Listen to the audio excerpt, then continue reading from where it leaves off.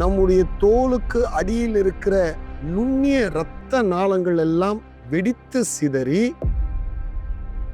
It is a journey. Lent என்பது ஒரு பருவம் அல்ல, அது ஒரு பயணம். The powerful God became powerless.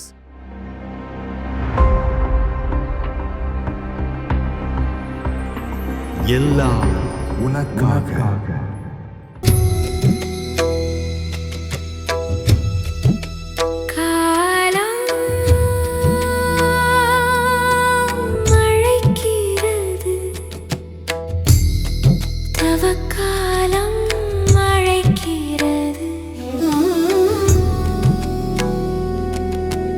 மன்னக வாழ்வின் உன்னதமுணரு, விண்ணக வாழ்வை மண்ணிலும் கொணர.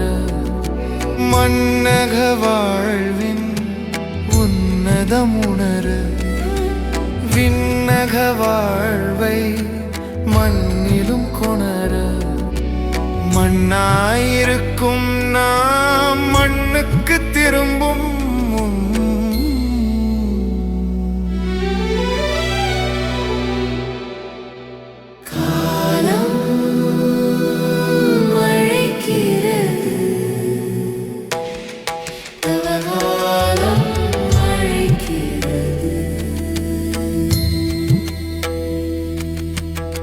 வேதனை, அகனி என்ற இந்த சொல் புதிய ஏற்பாட்டில் ஒரே ஒரு இடத்தில், அதுவும் இயேசுவுக்கு மட்டுமே தொடர்புடைய ஒரு சொல்லாக பயன்படுத்தப்பட்டு இருக்கிறது. அது லூக்கா 22ஆம் அதிகாரம் 44ஆம் திருமொழியில் மருத்துவரான லூக்கா இதை குறிப்பிடுகிறார். ஒலிவமலையில் கெத்செமனே தோட்டத்தில் நம் ஆண்டவர் இயேசு கிறிஸ்துவுக்கு மிகுந்த வேதனைக்குள்ளாகவே அவர் உருக்கமாக இறைவனிடம் வேண்டிக் கொண்டிருந்தார் என்று குறிப்பிடும்போது வேதனை, அகானி என்ற இந்த சொல்லை இங்கே மருத்துவர் லூக்கா பயன்படுத்துகிறார். இந்த வேதனை, அகானி என்ற இந்த சொல் கிரேக்க சொல்லான அகானியா என்ற சொல்லிலிருந்து இது மருவி வருவதாக நாம் இதை புரிந்து கொள்ளலாம். அகானியா என்பது ஒரு சாதாரண வேதனையை குறிக்கின்ற ஒரு சொல் அல்ல. கிரேக்க மொழியிலே இந்த சொல் பொதுவாக 2 இடங்களில் அவர்கள் பயன்படுத்துவதை நாம் அறிந்து கொள்ள முடியும். ஒன்று, போர்க்களத்தில் போராடும் வீரன் அனுபவிக்கும் தீவிரமான போராட்டத்தை விளக்கும் போது இதை பயன்படுத்தி இருக்கிறார்கள். இரண்டாவதாக, வெற்றியை அடைவதற்கு முழுமையான வலியை செலுத்தும் ஒரு விளையாட்டு வீரனின் கடுமையான உழைப்பை இதை குறிக்கும் போது இதை பயன்படுத்தி இருக்கிறார்கள். அதாவது அகானியா என்பது உயிர் மரணம் சம்பந்தமான ஒரு தீவிரமான உள்ளார்ந்த ஒரு வேதனையின் உச்சத்தை வெளிப்படுத்துகின்ற ஒரு சொல்லாக இருக்கிறது. ஆனால் இந்த சொல்லை ஏன் மருத்துவரான லூக்கா இயேசுவுக்கு பயன்படுத்துகிறார்? நாம் கொஞ்சம் நெருங்கி வந்து பார்ப்போம். இயேசுவின் அகானியா என்பது ஒரு போர் வீரனின் அல்லது விளையாட்டு வீரனின் வேதனையை விட மிக ஆழமானது. அவர்கள் இருவருக்கும் ஏற்பட்ட அகானியா விட, வேதனையை விட, இயேசு கிறிஸ்துவனுடைய அகானியா என்பது, வேதனை என்பது முற்றிலும் மாறுபட்ட ஒன்றாக இருக்கிறது. காரணம், விளையாட்டு வீரனும் சரி, போர் வீரனும் சரி, தன்னுடைய உயிரை தக்க வைத்துக் கொள்வதற்காகவும் தன்னுடைய புகழை மேம்படுத்திக் கொள்வதற்காகவும் ஒரு போராட்டத்தை வெளிப்படுத்தும் போது அவர்கள் வேதனை அடைகிறார்கள் என்ற அர்த்தத்தில் அந்த வேதனையை குறிப்பிடுகிறார்கள். ஆனால் இயேசு கிறிஸ்துனுடைய வேதனை என்பது இது முற்றிலும் மாறுபட்டது. மருத்துவரான லூக்கா ஏன் இதை பயன்படுத்துகிறார்? இன்னும் நெருங்கி வந்து நாம் பார்ப்போம். அதாவது இயேசுவின் அகானியா என்பதை மருத்துவரான லூக்கா வெறும் வார்த்தையில் மட்டும், அகானியா என்ற சொல்லை மட்டும் அவர் பயன்படுத்தி குறிப்பிடாமல், இயேசு கிறிஸ்துவனுடைய உச்சகட்ட வேதனையில் அவருடைய உடலில் ஏற்பட்ட மாற்றத்தை கொண்டு அவர் இந்த சொல்லை அவர் விளக்க முற்படுகிறார். அதே லூக்கா 22:44 வசனத்தில் மிகுந்த வேதனைக்குள்ளாகவே அவர் இறைவனிடம் உருக்கமாக வேண்டிக் கொண்டிருந்தார் என்பதோடு அந்த வசனம் முற்று பெறவில்லை. தொடர்ந்து ஒரு சொல் வருகிறது, அவரது வியர்வை பெரும் இரத்த துளிகளை போல தரையில் விழுந்தன என்று சொல்லுகிறார். இந்த அவருடைய வேர்வையோடு சேர்ந்து அவருடைய இரத்தமும் வெளிவந்ததாக இங்கே நாம் புரிந்து கொள்ள முடியும். அநேகர் இதனை ஒரு உருவகமாக புரிந்து கொண்டு இது ஒரு உருவ நடையில மொழிபெயர்க்க அல்லது அதை விளக்கம் முற்பட்டு இருக்கிறார்கள். அப்படி அல்ல.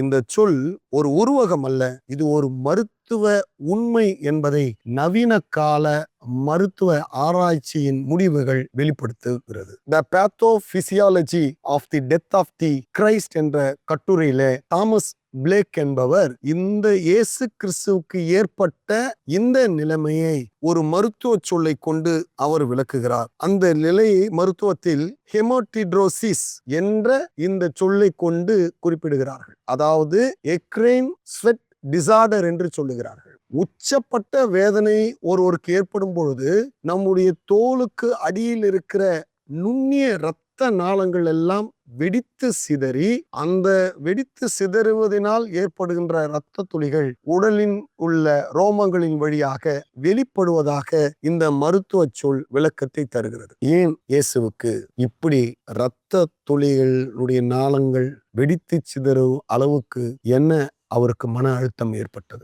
ஏன் அவர் கடுமையான வேதனையில் அவர் இருந்தார்? இன்னும் நாம் நெருங்கி வந்து பார்ப்போம். அன்புக்குரியவர்களே, போர் வீரனும் சரி, விளையாட்டு வீரனும் சரி, தனது சொந்த சக்தியை திரட்டி தனது உயிரை காத்து கொள்வதற்காகவும் தன்னுடைய புகழை இன்னும் மேம்படுத்தி கொள்வதற்காகவும் அடைகின்ற வேதனை போல் அல்ல, இங்கே இயேசு கிறிஸ்து தனக்குள் இருக்கின்ற ஒட்டு மொத்த ஆற்றலையும் திரட்டி அதை இழப்பது.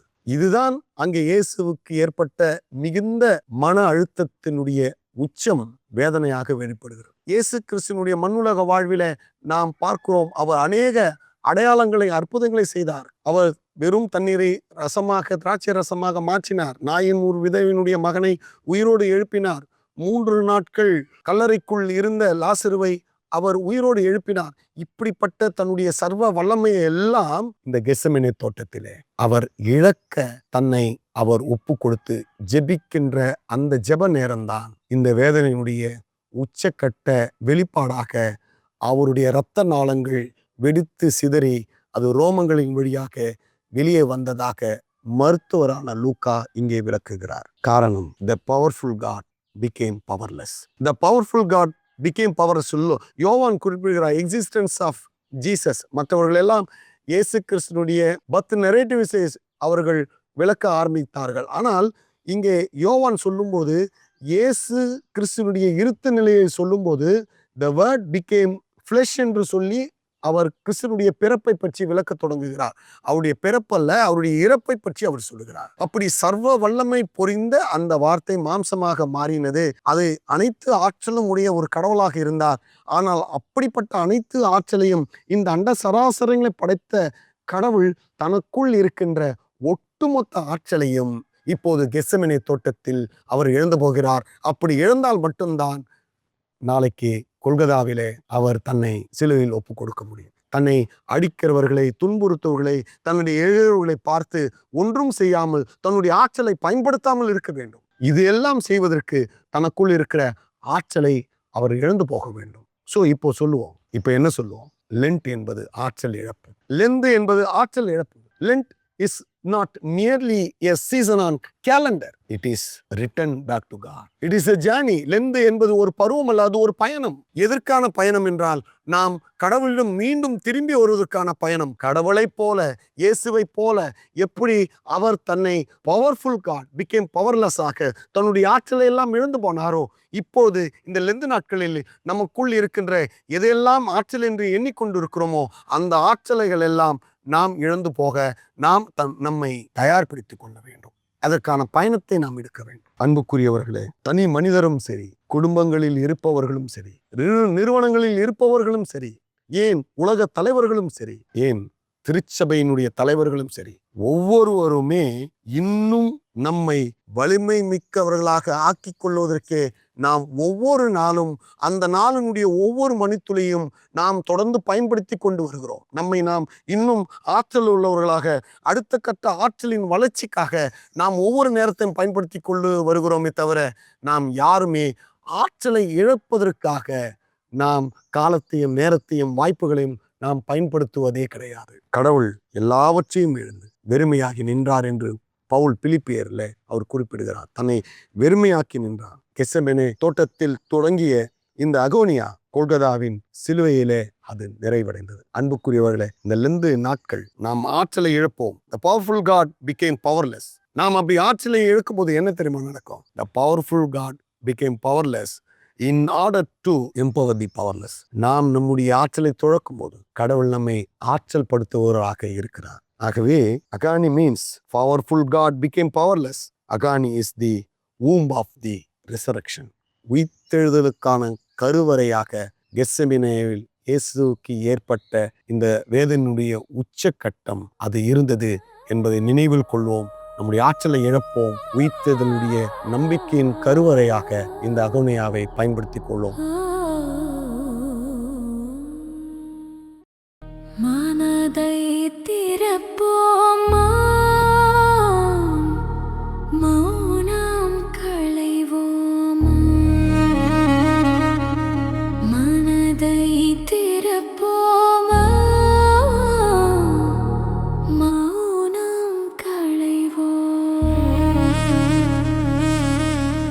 சிந்தனை சொல் செயல் நித்தமும் சோதித்து அவர் நிந்தனை பாடுகள் உள்ளத்தில் தியானித்து இறையோடும் பிறரோடும் ஒப்புரவாகிட திரும்பி வருவோமா, திரும்பி வருவோமா, திரும்பி வருவோம் நாம், திரும்பி வருவோம்.